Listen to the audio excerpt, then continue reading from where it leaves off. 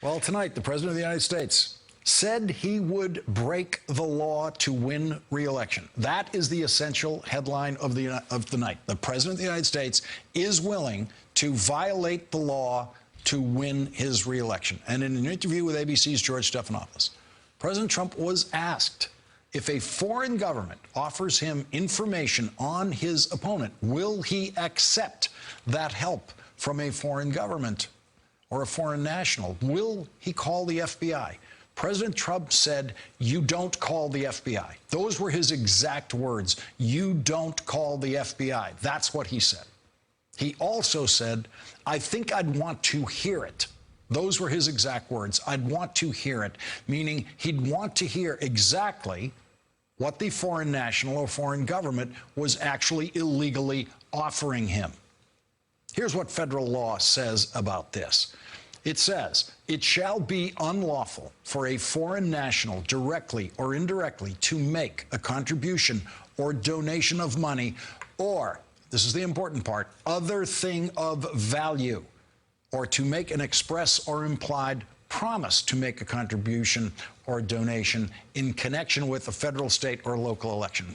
That law also says it shall be unlawful for a person to solicit, and here's the president's role in this, accept, that word accept, solicit or accept or receive a contribution or donation from a foreign national. The president said he would accept it. The law does regard opposition research as a thing of value for a political campaign. But in his interview with George Stephanopoulos, the president showed no evidence that he has any understanding of the law that he seems to be willing to violate. George Stephanopoulos began his sequence of questions by asking Donald Trump about Donald Trump Jr.'s appearance once again today in a closed-door session of the Senate Intelligence Committee. Your son, Don Jr., is up before the Senate Intelligence Committee today, and again, he was not charged with anything.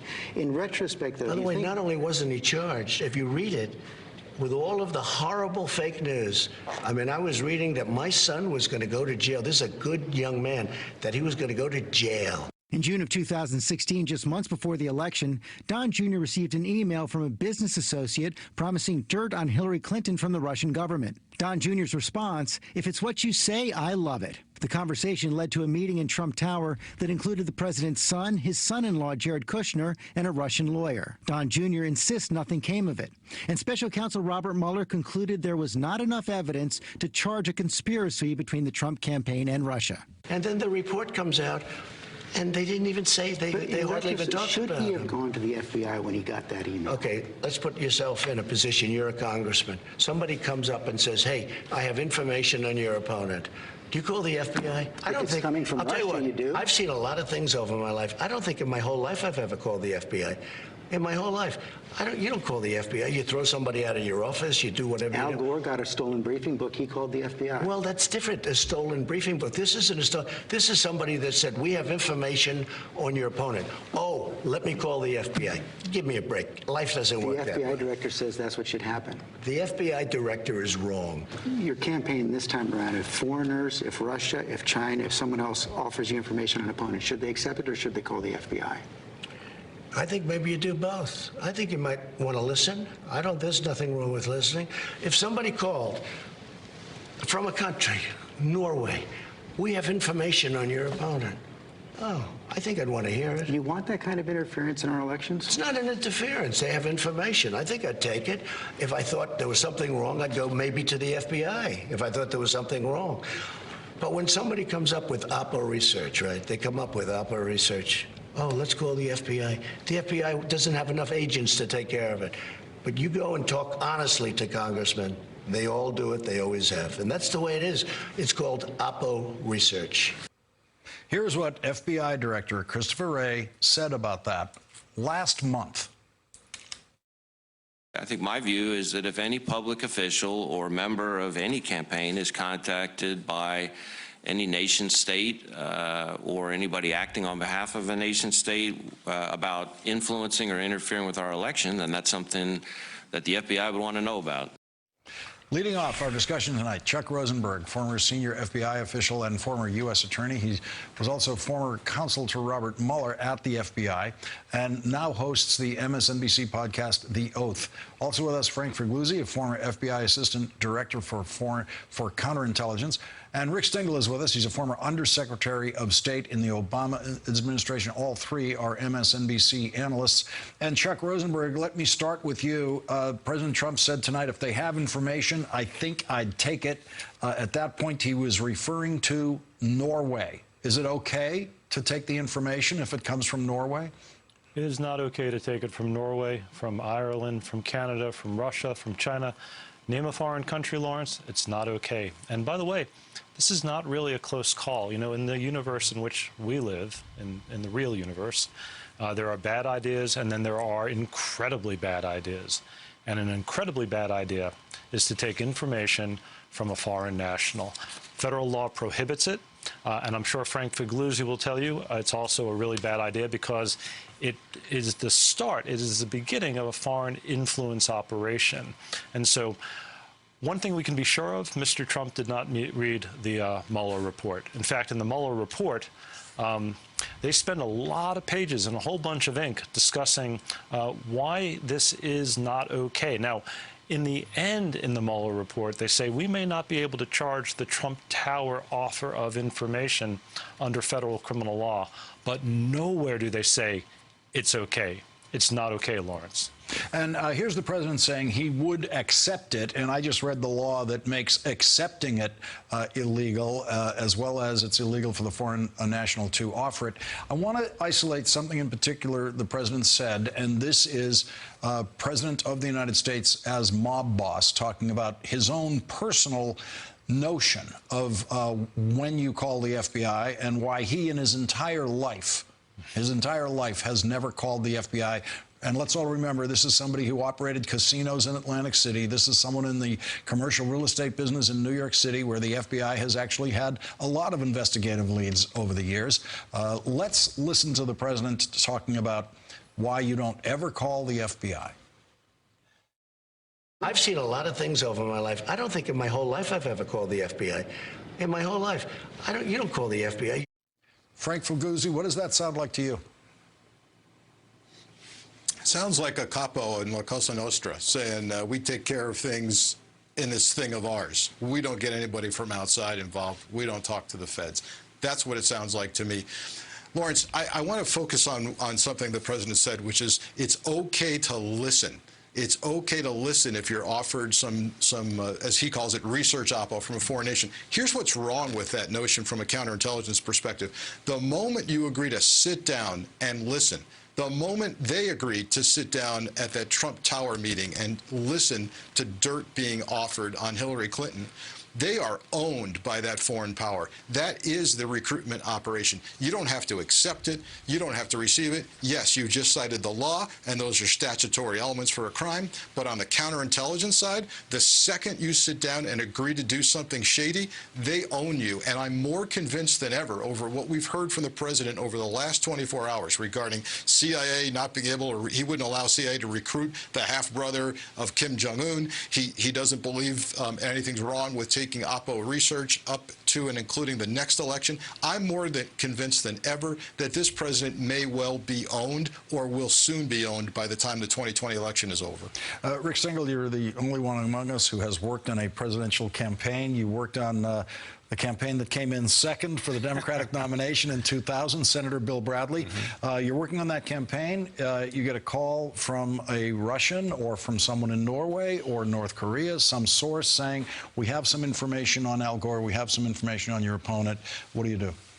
Well, you know, the expression call the FBI is a bit of a misnomer. What you would do is you would take that to the head of the campaign and say, I got this solicitation, I got this call.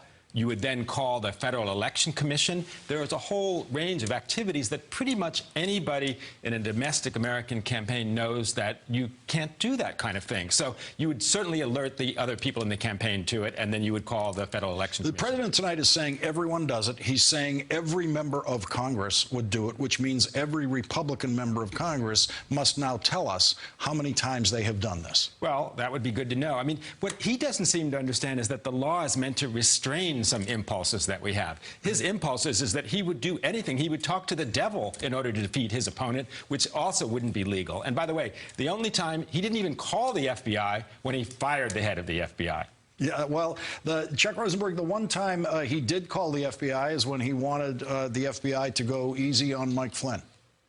Yeah, you know, I recall that. The other thing I recall the president saying, Lawrence, which is also a really odd thing for a president to say, is that remember when he said he's been around flippers his entire life? He knows flippers, he knows what they're like, referring to cooperating witnesses with that slang term. I mean, who's around flippers? Back to Frank's point, people who are around flippers their entire life, people who never call the FBI, tend to be criminals. That's who they hang out with. That's who they know. That's their currency. And so it's really not all that surprising. It's incredibly disappointing. But it's not all that surprising because it's really more of the same. Frank, it is very difficult to imagine anything that we talk about in Trump world happening in a previous presidency. But imagine, if you will, during your time of service in the FBI, that the President of the United States, on a very simple black and white letter of the law matter, simply said publicly, emphatically, the FBI director is wrong. What would the FBI director do in any other world other than Trump world? Well, if we had normalcy, we'd have the director offer to sit down in the Oval Office and explain the law and the counterintelligence mission of the Bureau, but we don't live in normalcy.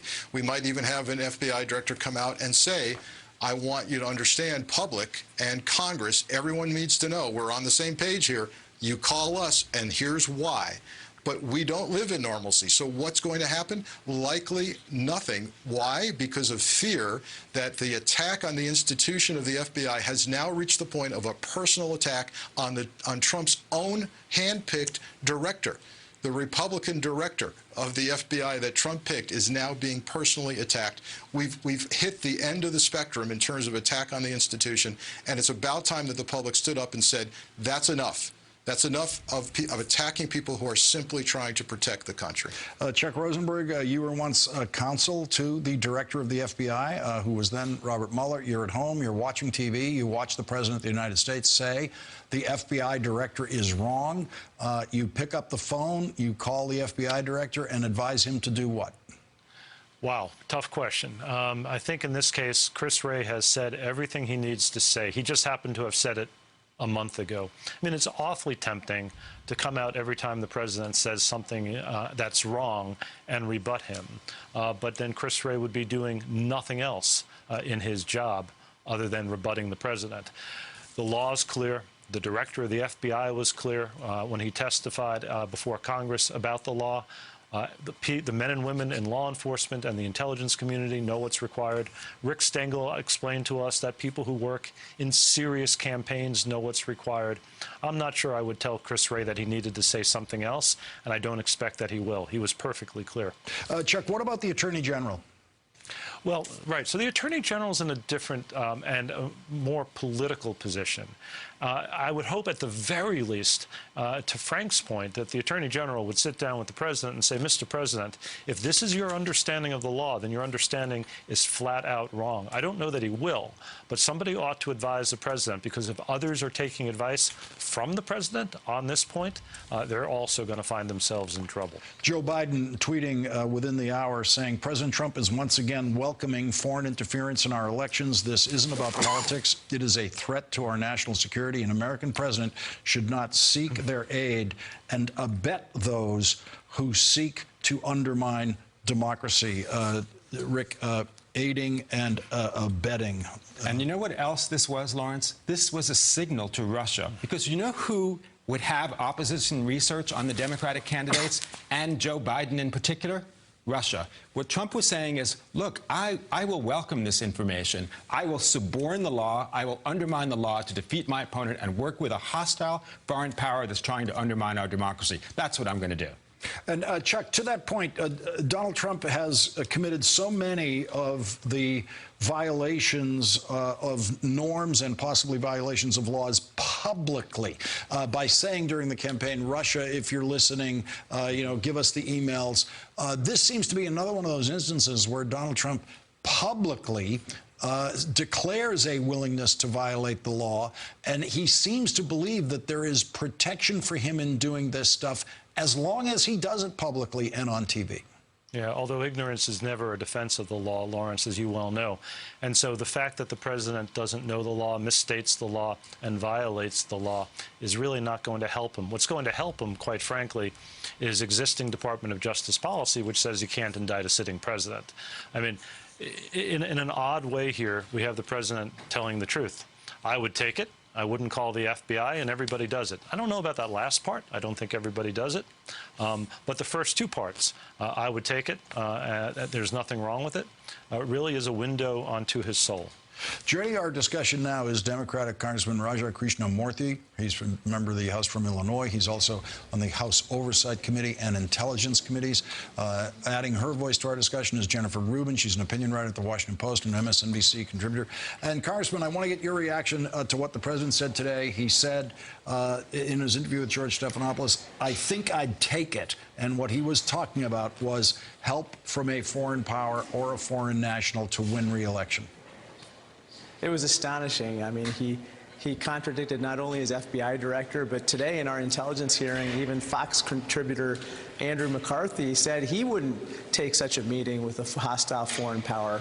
Another thing that he said is he thinks every congressman does this type of thing.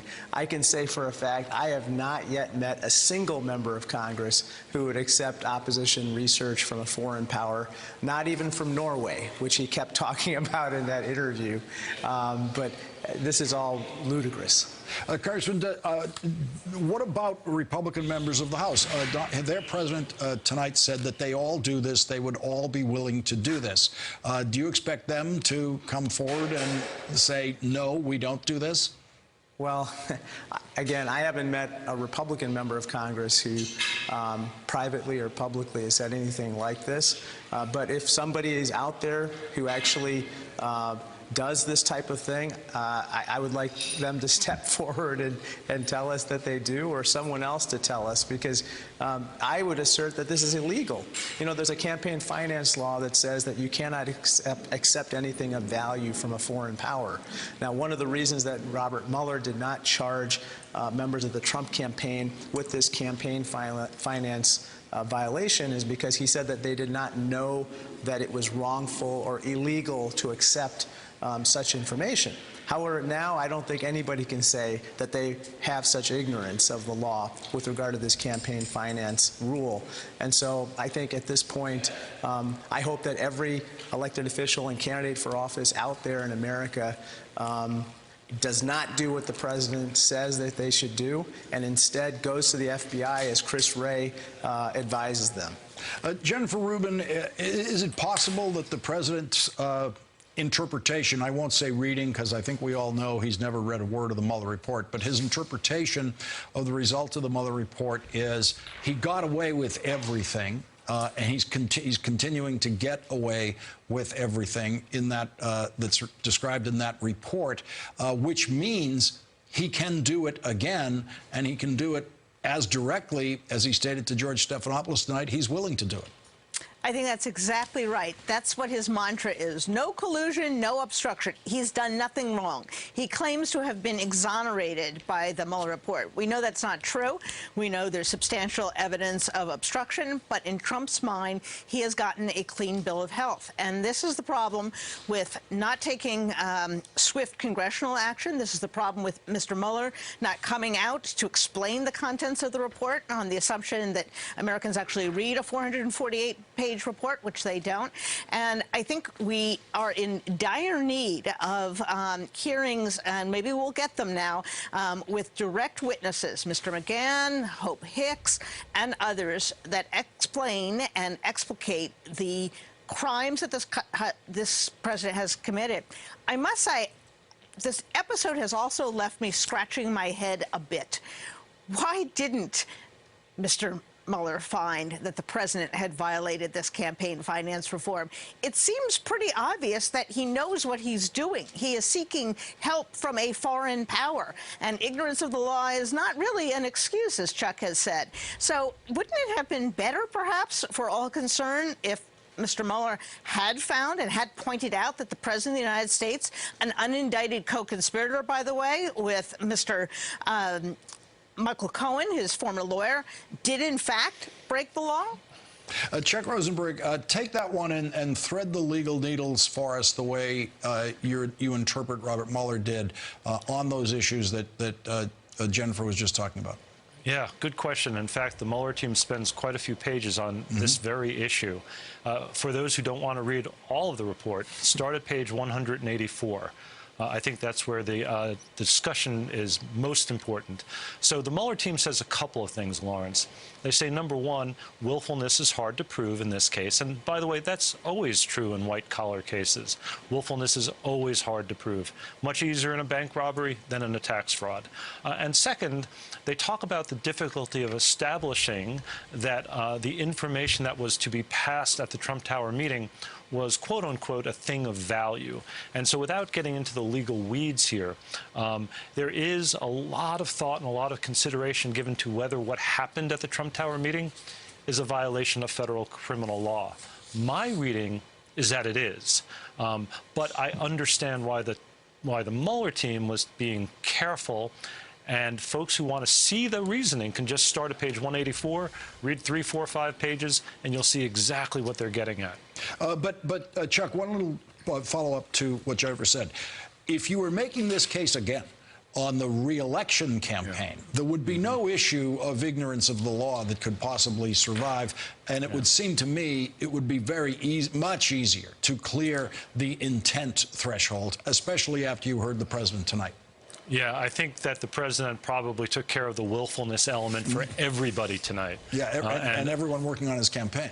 And everybody working on his campaign, and anybody who is alive and breathing and paying attention to the words of the President of the United States. While willfulness is difficult to prove, Lawrence, it's not impossible. And when the President of the United States misstated the law tonight, I would hope that somebody on his staff went to him and corrected him. Perhaps it will be the Attorney General, but I think he just took willfulness off the table. That becomes easier to prove if this happens again. Rick, I have a feeling that one of the next chapters coming in this is actually watching the Attorney General of the United States find some kind of defensive language for what the president said tonight, since he has managed, to our surprise, to find that for virtually everything the president Yes, says. remember his first excuse for the president is that wouldn't a person in the president's position be upset about this kind of behavior? Wouldn't he naturally react this way? Well, of course, naturally reacting to want to have the information is also a violation of the law. And the Attorney General should be the chief law enforcement officer of the United States. He shouldn't excuse this kind of behavior. Let's listen to what the chairman of the House Intelligence Committee told Rachel in the previous hour. This is Congressman Adam Schiff. There is no ethical standard. There is no bar below which he will not go. What I find so striking about this is he went to such trouble to deceive the country about that Trump Tower meeting. He dictated that false statement about adoptions to mislead people. So if this was so perfectly okay as he would have us believe, then why did he go to such trouble to deceive the country about that meeting? I think what the president is really saying is, yeah, I knew this was unethical and maybe illegal, and I would do it again. Congressman Krishnamurthy, you serve on that same committee, the Intelligence Committee, with Chairman Schiff. Your reaction to what you just heard the chairman say? That's exactly right. I agree with the chairman on this particular point, which is, you know, if it wasn't something that was a problem, why did they go to the lengths to cover it up? What are they trying to hide, right? That has really been the question that we've asked with regard to a lot of their behavior. And certainly in this situation, whether it was the Trump Tower meeting in June of 2016 or in other episodes, there was a lot of behavior that indicated that they knew that the underlying conduct was wrong, unethical, wrongful, and perhaps they also knew that it was illegal. Elizabeth Warren has just tweeted, the Mueller report made it clear a foreign government attacked our 2016 elections to support Trump. Trump welcomed that help, and Trump obstructed the investigation. Now he said he'd do it all over again. And her last line is, it is time to impeach Donald Trump. That's something she has said before. Let's listen to what another presidential candidate, Kamala Harris, said earlier tonight on this network with Stephanie Ruhle. Listen, he's the commander-in-chief and has a duty and a responsibility to the American people to be a defender, if not the greatest defender of our democracy. But to quite the contrary, what we hear tonight is that he is yet again open to the idea of working with foreign governments to undermine the integrity of our election system. It's outrageous, and it tells me the guy just doesn't understand the job and can't do it very well. Jennifer Rubin, he is commander-in-chief. He's also a candidate for president. How's this campaign day working for President Trump? Well, I think every Democratic candidate, down to the lowly of the lows, is going to be able to exploit this one. And we forget, because we are so hung up on the legality, we're so hung up on impeachment. You have to ask a much more fundamental question, which is, how can anyone in their right mind and their good conscience support putting this guy in office for another 4 years, which is what every single Republican is advising that we do. He is a mess. He has betrayed his country. He will do it again. And if he's reelected, can you imagine how much bolder he's going to be, what he's going to do then? It's really catastrophic. I do want to go back to something about Mr. Barr. If you remember, during his confirmation hearing, he was asked whether you should report something from a foreign power to the FBI. There was a long, pregnant pause. And finally he said, from a foreign intelligence service? Yes. That was a very interesting answer in retrospect. Was he trying to carve out some area for the president where it's okay, in his mind, the Attorney General of the United States now, to accept help from a foreign government or foreign actor, as long as it isn't someone who's working inside the security services of a foreign government? Now, that's really stunning. And I think that's worthy of some investigation and an open hearing to find out what exactly he meant by that. Jennifer, you have sent our control room searching for that video right now. I remember the moment, but only now that you've mentioned it. If I'd remembered it earlier, we would have had that video for us, but we'll find it before the hour's over. Frank Fulguzzi, take us inside the FBI right now.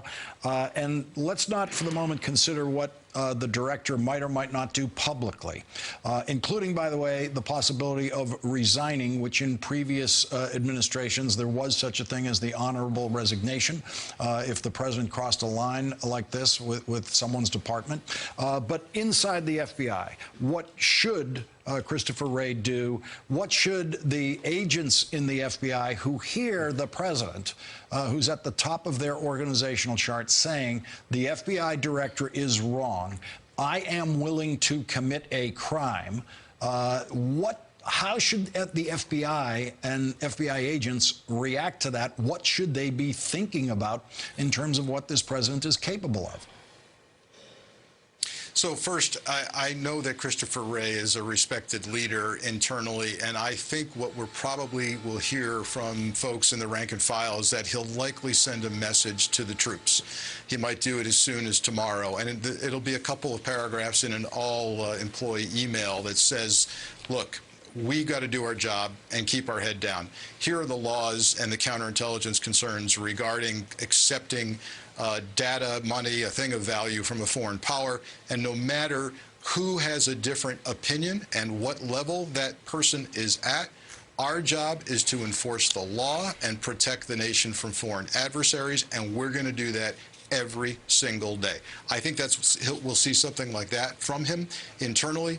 I think Chuck's right. I don't think he'll make a public statement about it, but I think in the weeks and months to come, as he has appearances on the Hill, as he gives lectures and keynote addresses, you will see him, subtly or not, work this into a speech and say, we're going to protect this country and our elections from foreign adversaries. Congressman Krishnamurthy, we've never seen this before. I'm not aware of any time in our history where a president has publicly declared his willingness to commit a crime. Impeachment processes have always been about something the president has already done. You've heard Elizabeth Warren ended her public statement tonight with the statement that he should be impeached. That's something she believed before tonight. What does this statement do to impeachment momentum in the House of Representatives? I'm not sure, but I think that what it does is it further unifies our caucus on one issue, which is, breaking through the obstruction with regard to the investigations that are happening in the Intelligence Committee, the Oversight Committee, Judiciary, and elsewhere.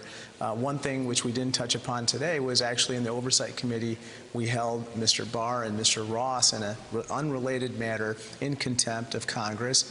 And I think that these types of matters are unfortunately going to recur unless the Trump administration begins to cooperate with these investigations. One last thing I just want to point out, which is one thing that he brought up in my mind when he answered those questions the way he did with George Stephanopoulos is, has he potentially been approached about receiving information now on Mr. Biden or others? We know that Mr. Giuliani was about to make a trip to the Ukraine with regard to potential information about one of the Bidens, and then he stopped that trip. I'm just concerned that perhaps something might be unfolding right now in this regard, and therefore I hope that the FBI is ever vigilant. We're going to have to take a break here. Congressman Raja Krishnamurthy, Jennifer Rubin, Rick Stengel, Frank Figliuzzi, thank you very much for starting us off tonight. Really appreciate that. We have more on this breaking news after this break. And one of the president's closest advisors, Hope Hicks, has broken the wall of defiance, the Trump wall of defiance, on responding to House committee subpoenas. She has agreed to testify to the House Judiciary Committee next week. Opening doors with Cologuard. Turning 50 opens the door to a lot of new things. Like now, your doctor may be talking to you about screening for colon cancer. Luckily, there's me, Cologuard, the non-invasive test you use at home. It all starts when your doctor orders me. Then, it's as easy as get, go, gone. You get me when I'm delivered, right to your front door, and in the privacy of your own home. There's no prep or special diet needed. You just go to the bathroom to collect your sample. After that, I'm gone. Shipped to the lab for DNA testing that finds colon cancer and precancer. Cologuard is not right for everyone. It is not for high-risk individuals, including those with a history of colon cancer or precancer, IBD, certain hereditary cancer syndromes, or a family history of colon cancer. Maybe I'll be at your door soon. Ask your doctor if Cologuard is right for you. Covered by Medicare and most major insurers.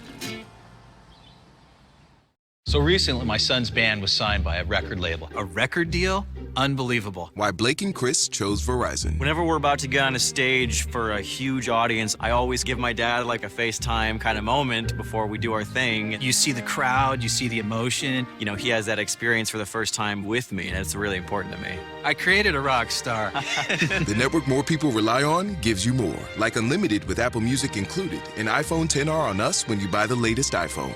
That's Verizon.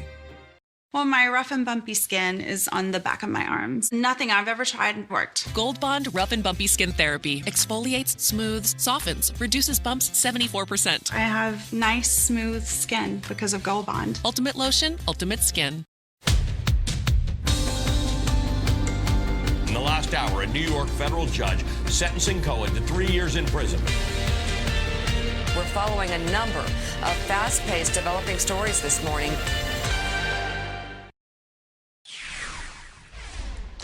Here is some of that interview where George Stephanopoulos led the president through a series of questions in which the president said that he was absolutely willing to break the law and accept help from a foreign national or a foreign country in his re-election campaign. Let's listen to this piece of it. I've seen a lot of things over my life. I don't think in my whole life I've ever called the FBI. In my whole life, you don't call the FBI. You don't call the FBI. That's what the President of the United States says. The director of the FBI, in testimony just a month ago to Congress, said you absolutely do call the FBI. You must call the FBI in that situation. Joining our discussion now is Sam Stein. He's the politics editor of the Daily Beast. He's also an MSNBC political analyst. Chuck Rosenberg is still with us. Sam, your reading on what this story means for the president tonight. Well, on the one hand, it's stunning. It's a stunning admission that, in fact, he probably does feel like he needs a foreign government's help for re-election. It's stunning to hear someone utter the words that he did in that position, knowing, of course, that he's in the midst of a 2-plus-year-long investigation into actions directly like this. It's just a sheer, almost political and legal malpractice. And then, on the other hand, it's not stunning at all. This is who Trump is. He views the world in a very binary fashion. Things that are good for him are good, and things that are bad for him are bad. And therefore, if a government wants to help him, then that can't be bad. And so what struck me tonight is not necessarily what this means for Trump, honestly. What struck me tonight is what this means for Democrats. For 2 years before they took over the House, the constant refrain when we heard Trump say things like this was, will the Republican Party ever say anything and stand up to him? And of course, the answer was almost universally no. Well, that changed in January of 2018, sorry, 2019, I should say, when the Democrats took over the House. Suddenly, the onus, the responsibility fell on them because they had the power to do something about it. And this is one of those inflection points, and there have been many, but this is a very important one, where no longer do we say, well, what Republicans do, we know what they're going to do. It's what will the Democrats do? Will it be enough to just say we're going to look into this? Will it be enough to haul someone before a committee? Or will there be an amplified pressure to begin an impeachment inquiry over his comments like this? And, my reading, it's an early reading. My early reading is that the answer is probably no, that this will fall into the ether of traditionally loony Trump comments. Well, we've got someone to answer that question for you, Sam. We're joined now by Congressman Lloyd Doggett. He's a member of the House Ways and Means Committee, one of the senior members of that committee, Congressman from Texas. Congressman Doggett, to Sam Stein's question, what does this breaking news about the president do to the impeachment momentum in the House of Representatives? Well, I think it adds more reason for us to move ahead with an impeachment inquiry. The president's comments are astounding. They're alarming. They're a threat to our national security. It's as if we were back in 2016 and he is saying, Russia, if you are listening. Well, tonight he's really saying the same thing not only to Russia but to all our adversaries. He is, for once, telling the truth about what he would do. And I suppose the heads of criminal organizations don't tell the FBI, but we expect more of our president. And so I think Sam is absolutely right. I do find it still astounding that Republican enablers will be silent or will make some excuse for the president. But now we're to June, halfway through this year, and Democrats have yet to go to court to enforce subpoenas requiring anyone to come before the Congress or requiring the production of documents of late. It's time for us to act, to begin this inquiry. And if your member of Congress won't act, then I think the public needs to say why not, and to ask their member to reflect their concern that we have a president who is engaged in one criminal act after another, who always puts himself first and our nation last. And Congressman, we now have a president tonight who is saying he would violate the law. He is willing to do that. And so I've never seen in the impeachment process, I don't think there has never been in the impeachment process, an issue involving the president's future behavior. You now have it seems possible now to craft an article of impeachment eventually that would say, because the president says that he will do this, he will violate the law in the future, we vote to remove him from office, there's some version of an article of impeachment here that actually has a future tense in it, and I don't think we've ever seen that before.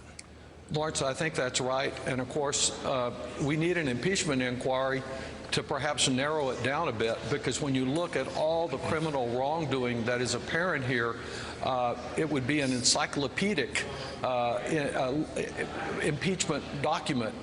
We need to inquire carefully. We begin with a presumption of innocence, but there is so much to suggest that high crimes and misdemeanors have been committed here, and that it is our responsibility to act, and act promptly, instead of continuing to delay and delay. That's the Trump game, is to delay and delay, and we need to not be aiding and abetting it. Chuck Rosenberg, this is one of those examples of what could have been. In the Robert Mueller interview of Donald Trump, that never happened because Donald Trump refused to submit to that interview. And then eventually Robert Mueller decided not to try to go through the subpoena process with the president, which could easily have taken a year or so. Imagine, if you will, the president is being interviewed by Robert Mueller, and it moves into a territory like this. We saw how easily, with George Stephanopoulos, the president simply went ahead and said what he would do in a future situation, even with the knowledge that he has today.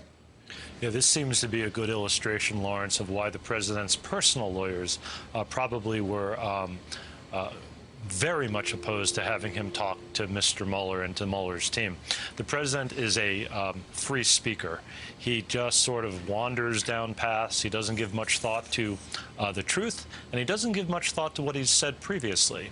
And so from a criminal defense lawyer perspective, that's perilous. Now, I understand that the Mueller team thought they had most of what they needed, and they were worried about the report taking too long if they had to litigate an issue over a subpoena to the president.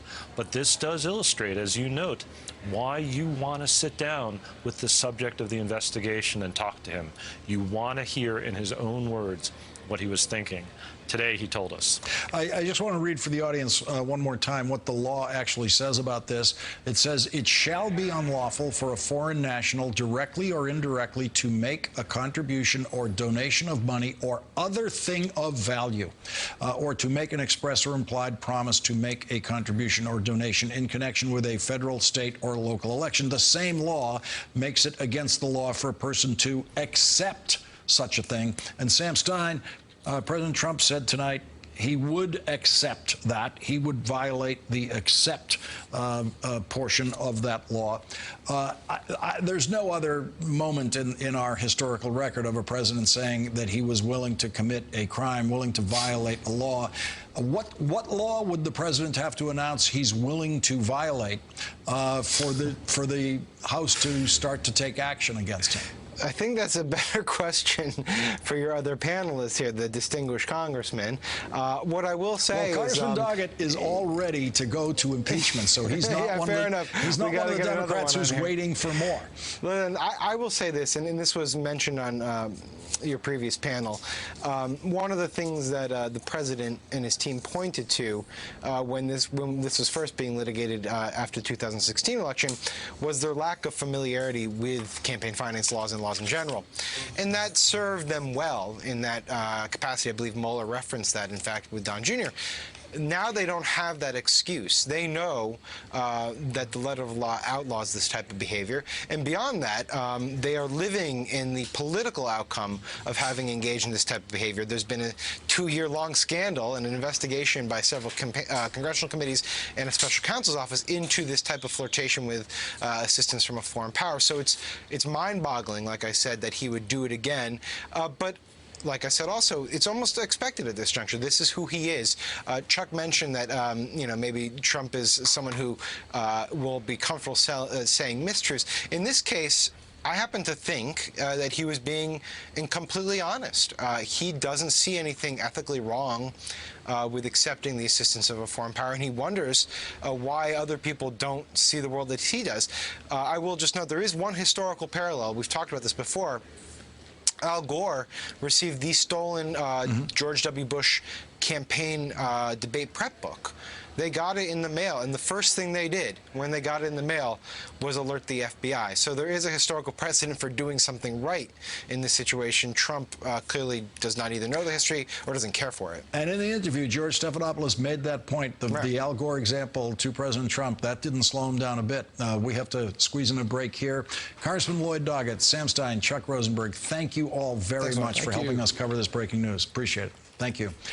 When we come back, two brothers own the largest meatpacking company in the world, and they are now the largest beneficiaries of the Donald Trump tariffs because the American taxpayer is paying those two Brazilian billionaires tens of millions of dollars to compensate them for their losses in the Trump tariffs. The New York Daily News has new reporting on that, including what the Agriculture Secretary knows about those two brothers. We'll be right back.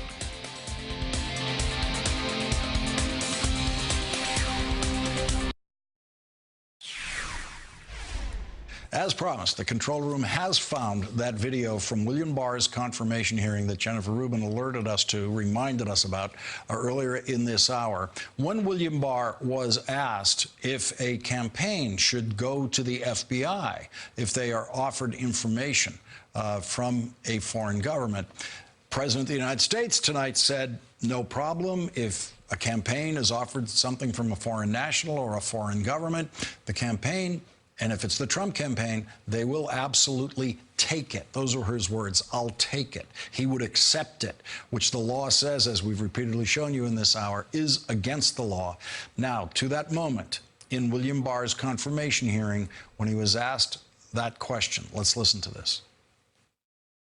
Going forward, what if a foreign adversary, let's now say North Korea, offers a presidential candidate dirt on a competitor in 2020? Do you agree with me the campaign should immediately contact the FBI? If a foreign intelligence service, a representative of a foreign government says, we have dirt on your opponent, should they say, I love it, let's meet, or should they contact the FBI? If a foreign intelligence service does, yes. He's very careful to say if a foreign intelligence service does. What if a foreign national does, as the law provides? What if something other than a foreign intelligence service says it? We have reason to expect William Barr will probably try to fashion some kind of new answer that protects what Donald Trump said today. I'm sure we'll hear more about that tomorrow, possibly from William Barr. That was not at his confirmation hearing, by the way. That was at a hearing about the Justice Department budget shortly after the Mueller report came out.